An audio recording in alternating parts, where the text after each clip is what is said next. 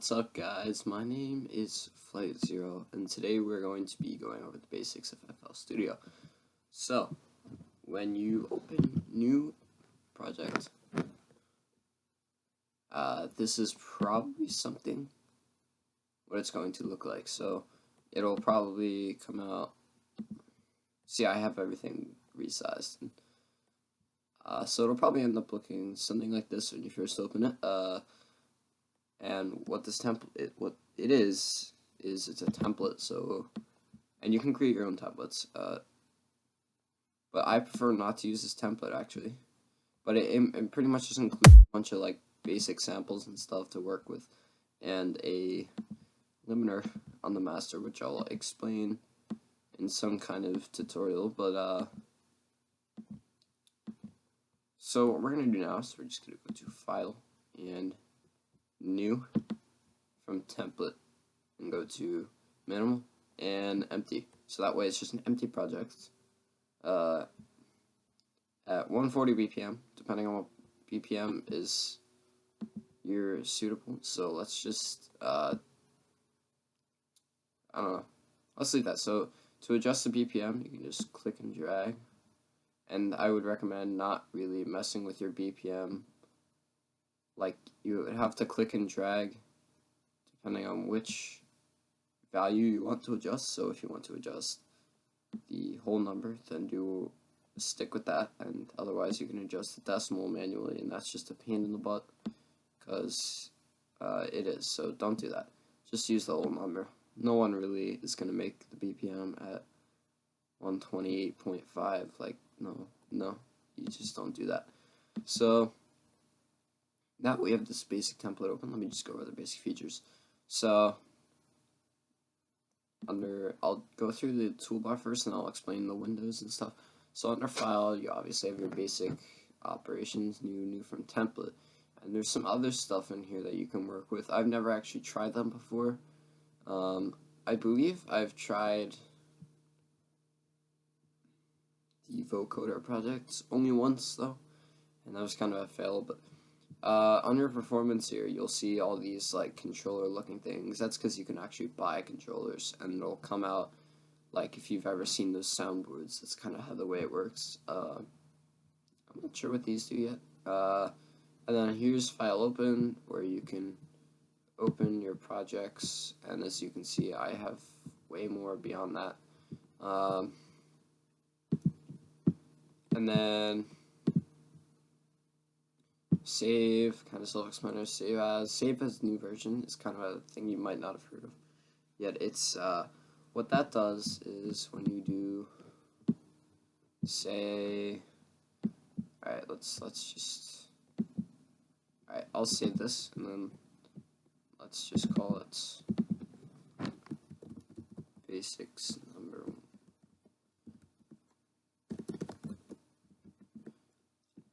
Basically what happens when you do save as new version is it quickly saves it, puts that little underscore and then a 2 or a 3 or whatever, just so that way if you like what you already have and you don't really want to overwrite that, and you're just going to want to start a new idea with like the same melody, then that's what you would use that for. I've only used it a couple times. I don't think it's helpful, but import MIDI file, that's not really necessary unless you have a .midi file which contains notes and stuff, and you can throw that in here. But I don't actually have one on me right now, so I'm not going to demonstrate that. Export. This is important when you have your song finished. So let me just load up a project really quickly. Let's just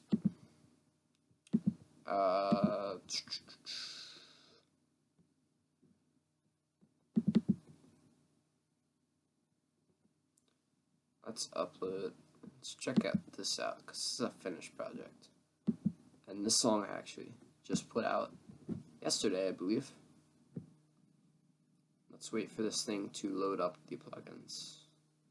And when it's loading like this, sometimes it'll take forever to load. It just depends on what kind of plugins you're using. Like,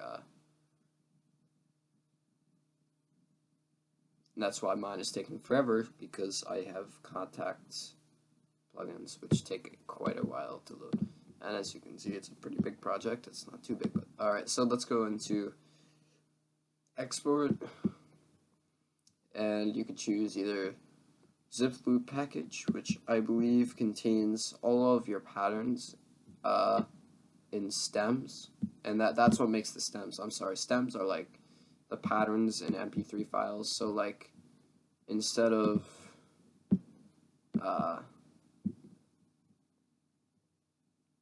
like this is a pattern here.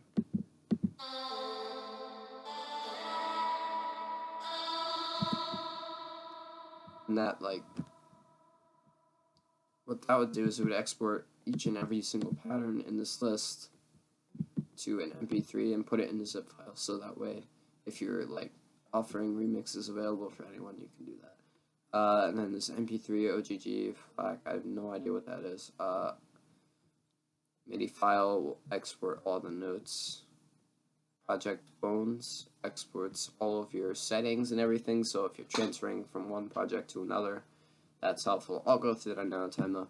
Project data files, I tried that one time, but I don't think it does much.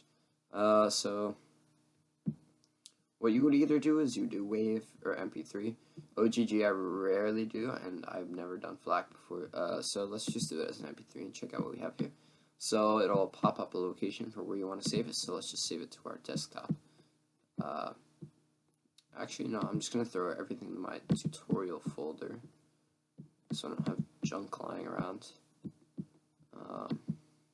Give me a second. So now once you're near a location, you can just name it whatever you want. So example, basic.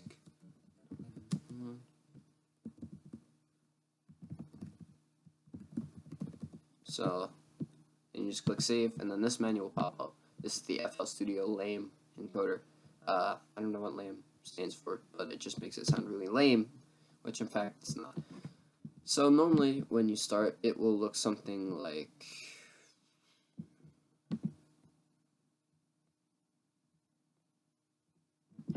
this. And what you can do, oh yeah, also don't forget that. What I normally do when I export is I bring your bitrate is like the frequency of your sound samples. This is gonna make no sense for you newbies, but it's like the sound sample frequency as it's playing. So if I brought it all the way down to like 32, it would sound like absolute crap. Let's just be honest. So I always have that all the way up to 320. This is obviously important. And then resampling is, I'm not gonna, that's like when it records everything. Because when you export it, it pretty much just runs through the project and records it as you would hear it when you play it in the thing. And I always have for like practice quality. Oh crud, I did this all wrong. Let me open that up again. Alright, so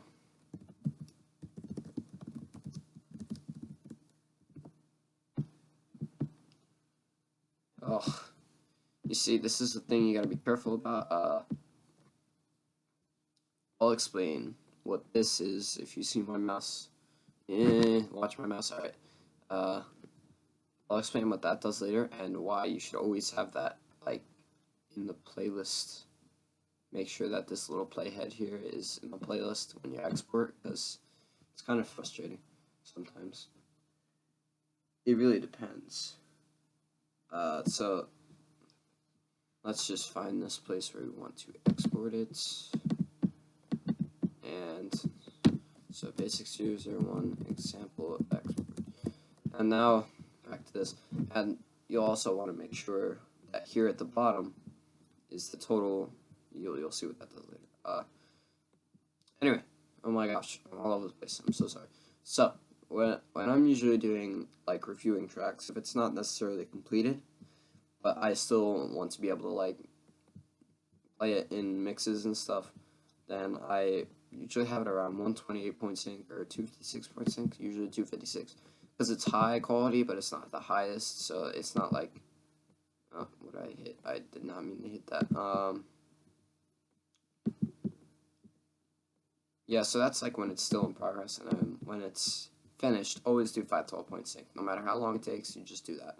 So that way sound quality is the best you can possibly be. So down here, that should be, and you'll be able to tell depending on whether you're exporting pattern mode or full song mode. You would be able to see if like before it had 4, which is the amount of the amount of, oh my gosh, the amount of measures that the one pattern was I had selected, and now I switched it back into playlist mode, so it's the full thing, and as you can see, it's 145 measures. Oh, not that long, but so then once you're done configuring all these settings, I wouldn't really touch anything else, by the way. Just kind of leave the defaults. You can hit start, and then while it's rendering, kind of gives you like FL Studio News. I don't really find that useful, so I always have that like collapsed. Miscellaneous, I don't ever touch. I collapse that. I recommend you to do the same. And you can actually, you don't even have to hit background editing. You could, and as if you have Windows 10 or whatever. And as you can see, I have Bandicam running.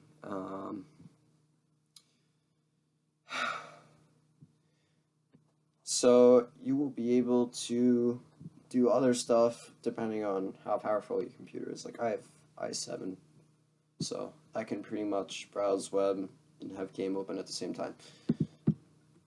But just for purposes, we're not going to wait for it to finish. I mean, it tells you which bar it's at, but if you don't ever want it to finish, you can hit abort, and then once it's finished, or when you hit abort, you'll get that little like ping sound thing. I don't even know how to describe it.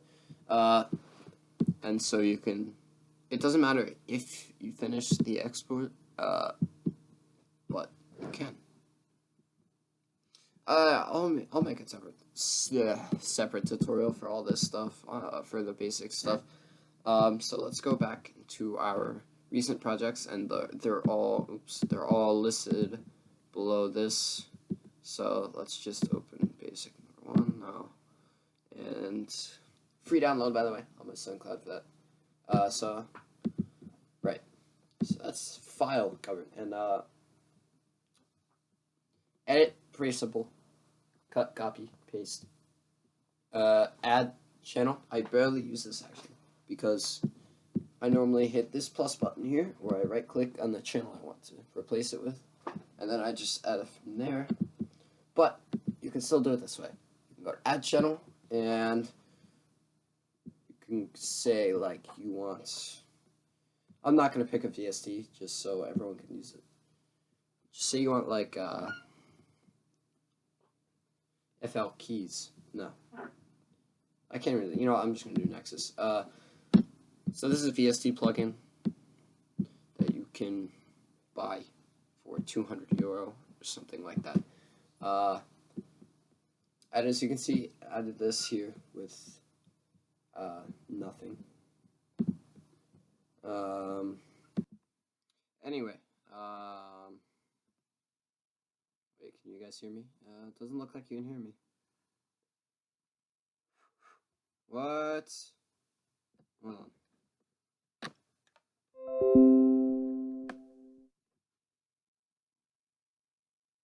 Come on. Come on.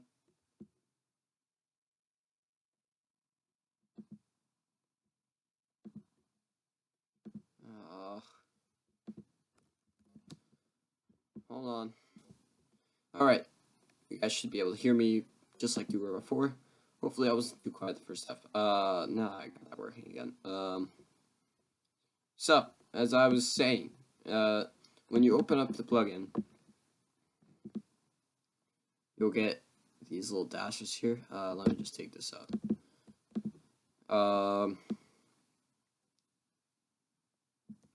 And that, right now, it would be considered on the master track on the mixer. Or play a note, it appears on this channel. And you don't really want anything to be assigned to the master track unless it's an automation clip, which doesn't make any sound, obviously. Now see if I were to make it, say, like any number 5, it moves to 5, but it stays on the master because the master is the master, and all of these channels Every single one of these is a slave. That's right, they're slaves. So no matter what you do, each one of these channels will always be on the master. Everything is on the master, if that made any sense. Hopefully it did. So, so much to cover. So let's just put that on one for now. And I'll go over a tutorial on what the mixer is exactly and how to use all their functions and let's see. What we'll say. Right, add channel. So now, when you're in the mixer, I have to do this, don't I? You can right click on your track and you can just rename it. So let's just call it Nexus. Normally I name the channel based upon like what kind of synth it is. So if it were like the main lead, I would call it lead or whatever. But in this case, I'm not really making a song. So, and they also come with preset color options too, but I think those are hard to use personally. So I just call them whatever I want, and you can color it too. And you get this whole color palette. You can right click to get a random color. You know, just wait until you find something pretty. I thought that's what happened. Okay, there we go. So now it's very orange. So now, when you're in the mixer, you look on the right. I might have changed some stuff. Like, I'm pretty sure the master channel for you might be all the way on the right. But still, over here, it's called the effects panel. This is where you load in all the effects, like, so if you want like an echo, reverb, phaser, filter, stuff like that, you can put them here. So, and everything, like, if you put a sidechain plugin, in this case I'm loading Kickstart, on the bottom, that would affect everything else above it. So it's like, and then 9 affects everything above it, 8 affects everything above it, but nothing affects anything below it, as far as I know. So fun facts about that. So let's just say we want to load a Kickstart, because that's what we had on it before I took it off. I'll do a Kickstart tutorial, if it even needs one. I'm gonna do a tutorial for like every single plugin I have. Oh, what happened? Okay, that's not good. Okay, cool, it's working. So you kind of hear a difference. Because that's what sidechaining does, is it creates a quick volume automation clip that, and this is like the volume level, this main white line here that I'm following with my mouse. And see, if I were to play a note, hold it down, watch the little audio waveforms inside here and watch what happens. So outside here is the stuff that you're not hearing. Oh, crud. Let me switch. There we go.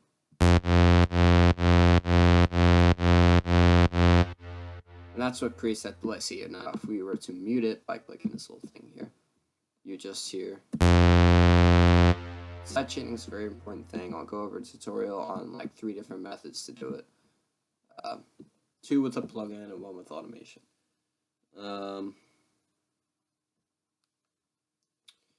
So now that we've got that covered, and you can, I never really use that effect from this channel. It's kind of weird. I always do it from the mixer, but plugin picker is just this thing here. I never use this at all, but it pretty much just lets you see the visual for each plugin. So if you don't really know the name for the plugin, but you know what it looks like, and this does not apply to VST plugins, by the way, it's only integrated FL Studio plugins,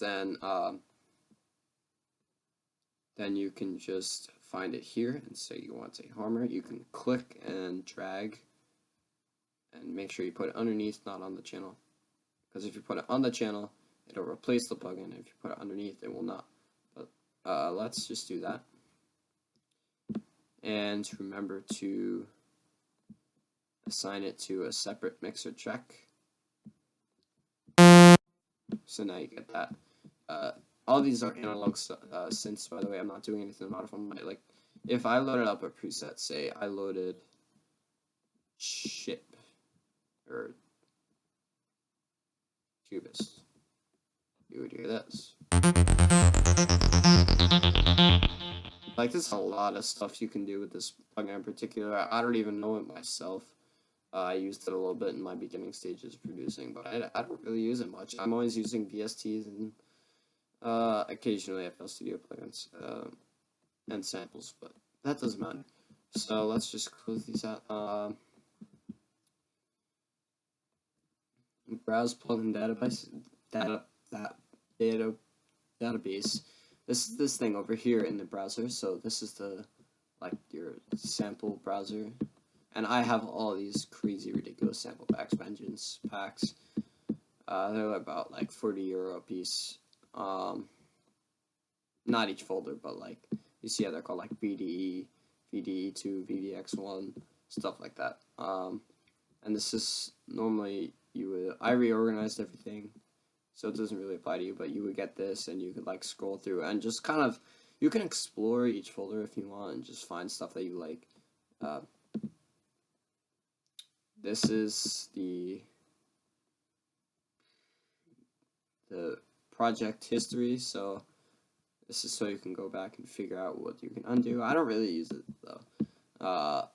I've never even gone in this tab, to be honest. So this is the plugin database where you can find, say,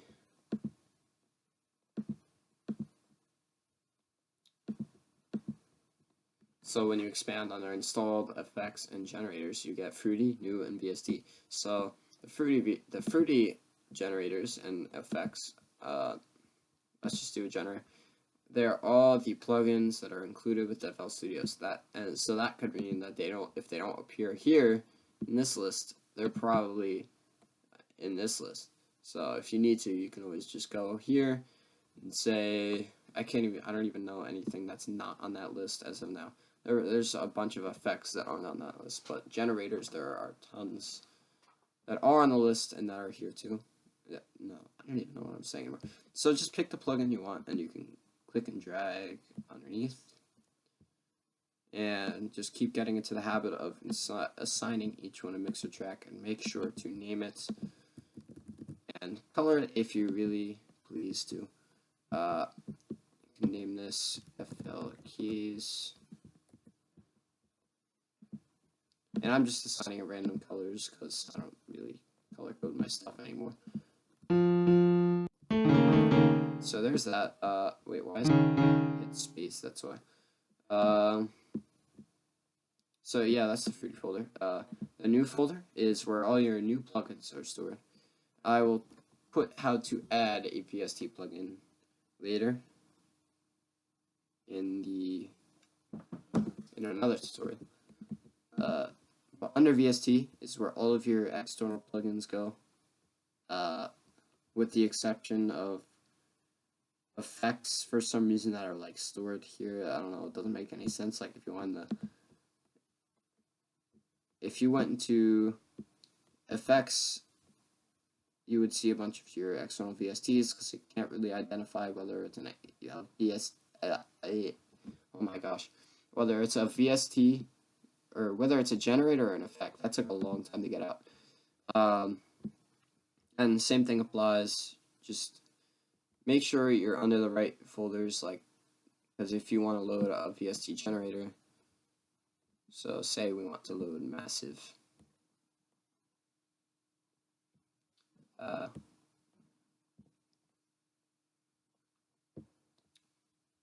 You can always end up screwing up by doing something stupid like this, where you go under effects. I've done this like a million times, and just say we load another massive and we want to put it down here, but oh no, wait, yeah, see how it comes up as a sampler rather than the massive that would be shown here. That is because you just loaded the effect for it. I don't know why it can be loaded as an effect. Some don't, some do. Kind of depends. But that's because you loaded it into the master channel. As you can see, if we go to the master, there is now a massive on here, and obviously that's going to do nothing because it's a generator. So you can, to remove it, you can just go here, replace with none, and then that's gone. So, and you can delete that sampler as well. So don't do that. It's a stupid mistake that we all make. So don't be ashamed of it either. Man, I've already spent 25 minutes on this. I'm gonna try and go to a half hour. It's gonna be hard though. It's kind of like a difficult thing. So refresh plugin list. That's how you add your things, your channels. I don't think anything is really important here. You can also say, this is automation, so let's just mess with that, and then see, that puts an automation clip in for that. I'll explain the whole deal with automation later. Patterns, I don't ever use this either. It's this menu here is the same exact menu that you would get if you went here, right? So I always use this one because it's right out in front of me.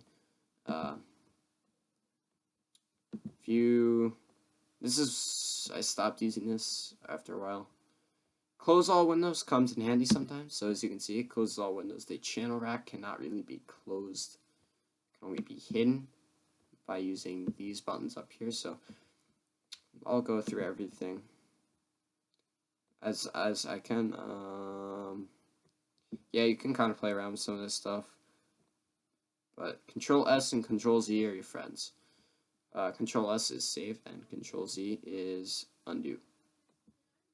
So now under options, you get, no matter what you click in here on options, you can always switch your tab up here, and the same stuff appears up there.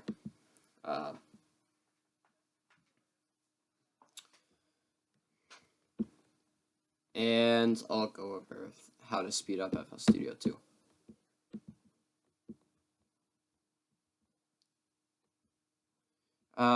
So here's, I don't ever use anything below here or here.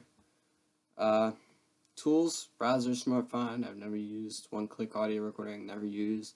Macros, I use all the time. That's also, these two here are great for speeding up your performance on FL Studio. Riff Machine, I've used like once. It's not really helpful. And then last tweaked is also a way.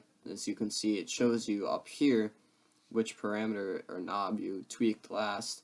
So remember on Massive, I tweaked that one knob and it'll say oscillator 1 position. So you can say initiate song with this position, which pretty much means that if in your playlist, which you can access by clicking up here on this button, say you want to move your automation clip, let's just make it like that, out here, because you don't want to fill up your whole space like this, and it's just kind of a pain in the butt because it's pointless and you can really screw stuff up, although I kind of got in the habit of doing this lately. It's not a bad habit, you know, if you prefer to do it that way, it's fine. I just think it's quicker to say in a song with this position. So if you don't want to do that, and Control-Alt-C is to undo, continuously undo, you want to just have the automation clip take place later, you can do Tools, Last Tweak, and Initiate Song with this position, which is essentially the position that you have that knob at. So say let's open up my Massive. You see this with the knob, where this knob is here is where the song would start, and then once it reaches this automation clip, that would be modified back to the 50% it looks like, and brought up to 100%. So last week also gets your create automation clip. It's the same thing as add automation for last week parameter. I just always do it through here. Or if you have an FL plugin, like you can't do this normally. Yeah, you can't do this with VST plugins.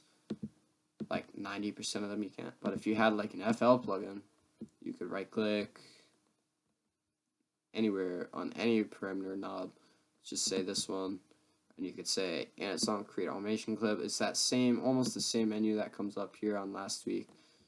That's kind of helpful sometimes. Also works on the mixer as well. I'm very sorry for those of you who are very impatient like me who are watching this video. You should really you should have watched it all the way through if you didn't. And you can also do that on the mixer. Anyway,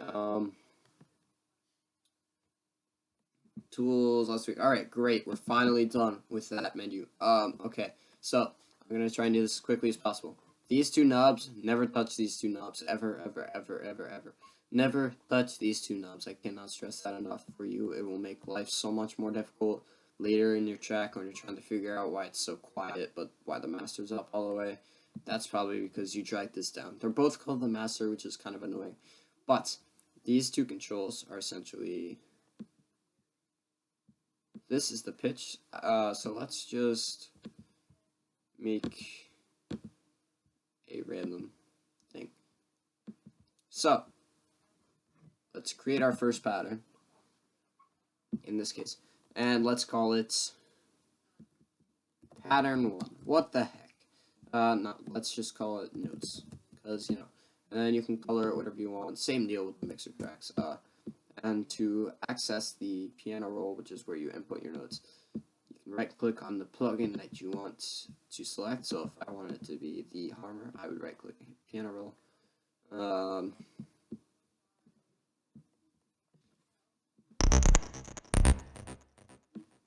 So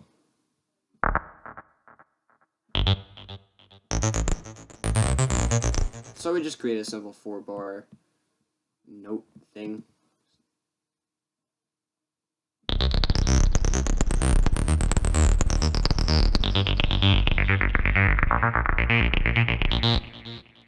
So that's like, is to switch, this button here is to switch between patterns. So when it's orange, pattern, and then when it's that, you'll be in the playlist. So when you hit play up here, yeah, so that happens. So now you're done with your pattern. It sounds great. And you want to add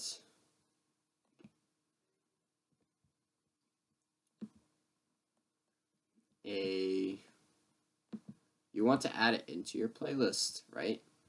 So chances are the pattern that you just worked on a second ago is the same thing that's selected here under here, and you can pick out your patterns there. And so you want to drag that in here, right? Beautiful, it works. And you can stack all patterns here, and like, so if you had another pattern, you can put it here and stuff. So say you want like a separate kind of style of pattern. So if you want like that, okay. So say in a song you have the same pattern throughout, and then you want to change stuff up a little bit, right? You're not going to make the whole thing a 100-bar pattern. That would just be the most exhausting, painful thing ever. So FL Studio comes up with this thing to make a clip unique, right? It's pretty simple. So you just click on this little thing here next to your pattern name. It could be a waveform depending on the sound, or like automation, it's that little symbol there. So you can click on that and then hit make unique, and then you'll see it auto names it to number 2. You can name it whatever you want, honestly, but so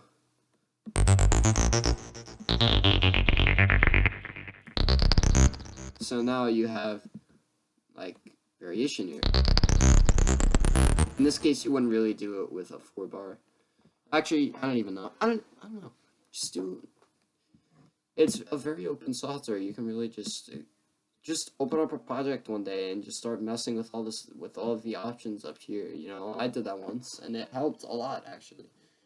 I just spent a day pretty much learning on my own. You know, you really could be making this a lot.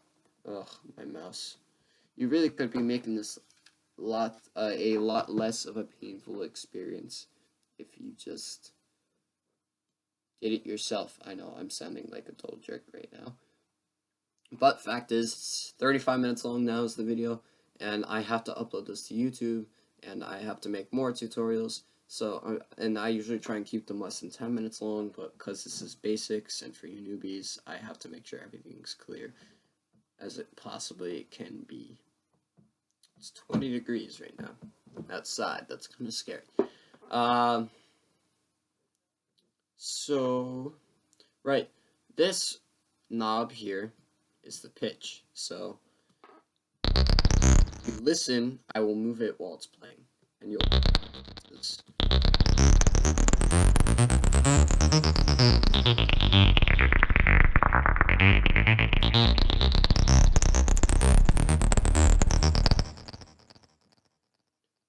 So moving the pitch knob then, and then now I will move the master volume knob, which essentially this controls the output. Like here, let me open this just to kind of show you. So if you watch the master knob, nothing should be happening to it. Yeah. So this is why you really don't touch it, because that's just too confusing. But I'll control it anyway.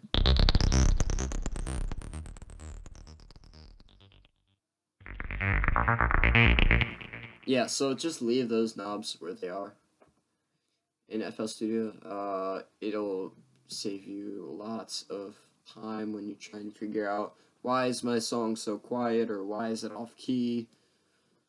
That's your answer right there. Just look up there. Now the metronome is this thing. So that click is a metronome if you don't know what that is. And that's kind of helpful for when you're testing out new tempos. I did that a lot recently with my future bass stuff, because I was doing 110 BPM, 119 BPM, 140 BPM, 165 BPM. I was like all over the place, and it's really helpful for when you're trying to adjust to your new tempo when you're writing a melody, because things will, like, especially when you're doing like syncopated rhythms like this, like that standard house music rhythm you hear all the time, right? The metronome, I have it on sometimes, and then I take it off when I'm done. Wait for input to start playing. Don't touch that. Don't touch countdown. Don't touch really any of that stuff, or this, or like any of it. Just don't.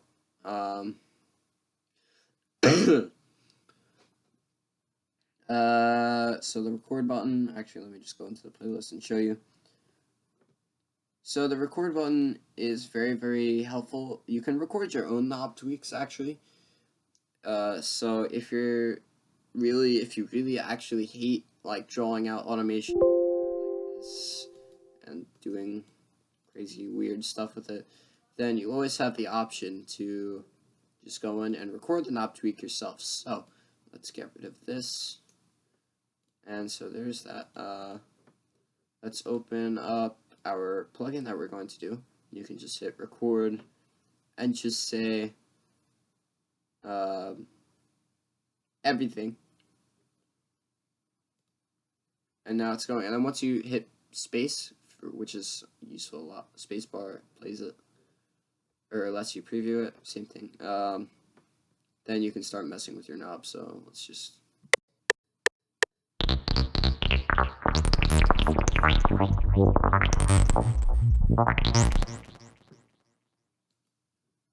So now there's that, and then that will show up. It should show up in the playlist like that. And that's essentially what you did to that knob. So if we now say play this aside and open this up and watch the one knob I tweaked before.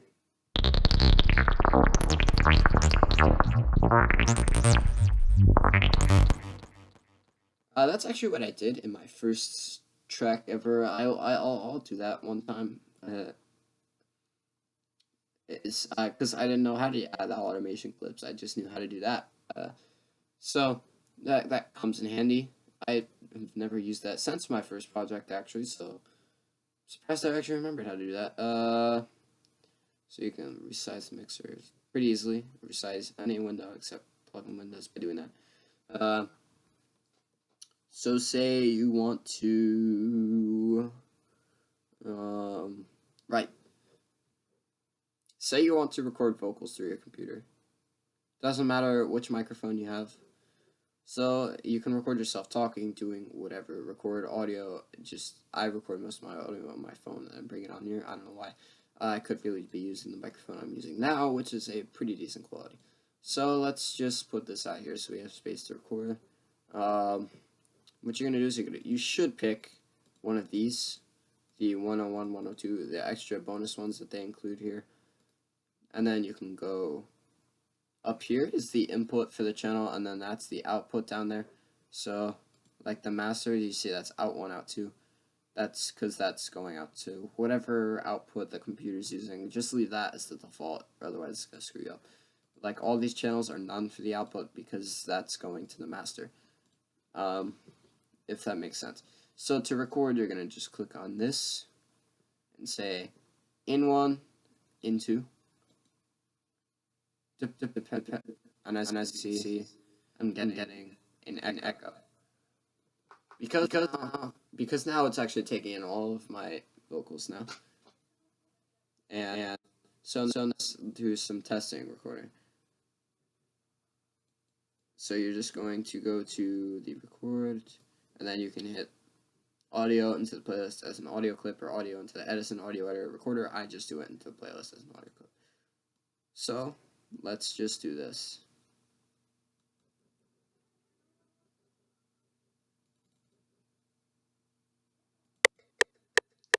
Time is of the essence.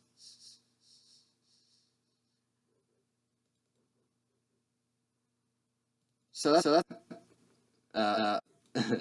that's kind of cool that I made my own thing, right? But it's gonna sound like absolute crap. I'll explain how to work with your own homemade vocals later. Time is of the essence. As you can see, I have both headphones on, so I can't really hear myself talking right now. That's probably why I can't talk at all. But my battery's about to die, so I'm going to try and finish this up before 45 minutes. So you want to mess around with your vocals, so let's make this sound cool, because I have to. I can't just leave it sitting there. So let's just call this Vox. Vox means vocals. It's the same thing. Time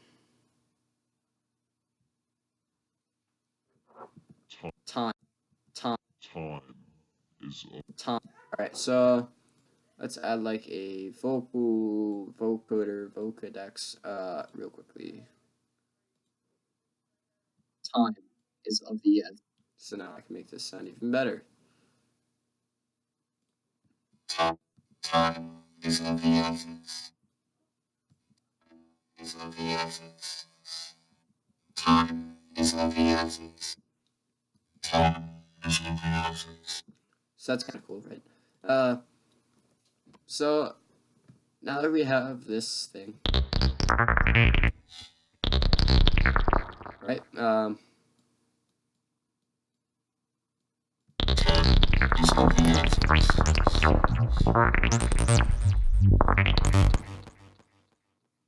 So when I record, by the way, if you ever accidentally hit backspace, that's going to be painful, because then instead of, you see how these just move freeform and they'll be offbeat eventually. And then you'll have to zoom all the way in to fix your issue. Yeah, don't do that.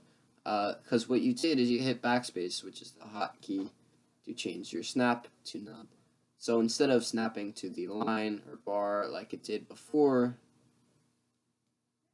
you are now snapped to nothing, which will make your song extremely offbeat, and a lot of nasty stuff like that.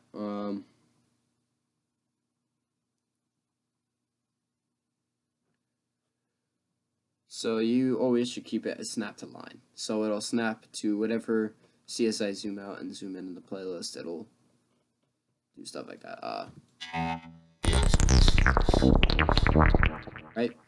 So yeah, this pattern, this is the time, and when you click on it, it'll probably start out like this. It'll be like 1:01, and then watch it as I.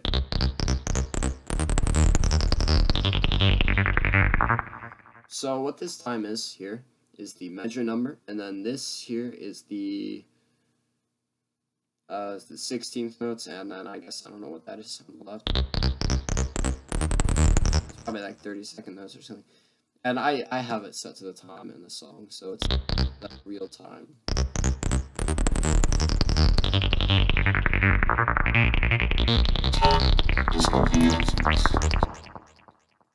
So yeah, there's that. These buttons are quite helpful. I've been using them lately, and they're cool. This thing. Oh my gosh, I went over 45 minutes, and my battery thing is gonna come up in like 2 seconds. So, okay, this thing here. Watch it when I play. Right, that your default's probably gonna look like this. Right, so I always have it set to stereo and long. I don't ever look at that really.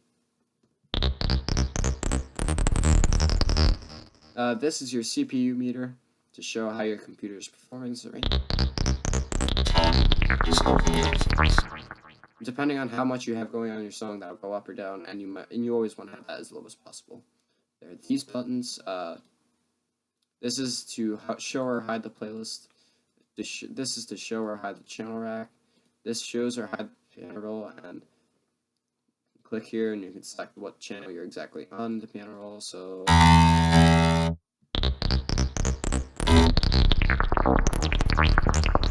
right. So then this is the browser. This is the thing on the left. And that shows and hides that. I always have that up anyway. This shows and hides the mixer. That is the open project plugin. So you can run and find the pattern that you're actually looking for. So if you and it gives you like a little preview of everything. That's the plugin picker. I showed you that before. A tempo tapper is this thing, and you can tap to get your tempo. I don't use that often. Undo. And, oh no. Open new audio editor, one-click audio recording, and help. That button is helpful for you newbies. Yeah, that's all I've got today. Next time, I'm going to be going over making your actual first song in it. So I'll try and keep it as basic as possible, but while still going through the important stuff. Thank you guys for watching all the way through this one. I'm sorry about how long this was. But I will see you guys in the next tutorial. I will also be trying to upload today a advanced masterclass tutorial of the project I had just completed under my new name of Flight Zero. See you guys next time. Thank you for watching.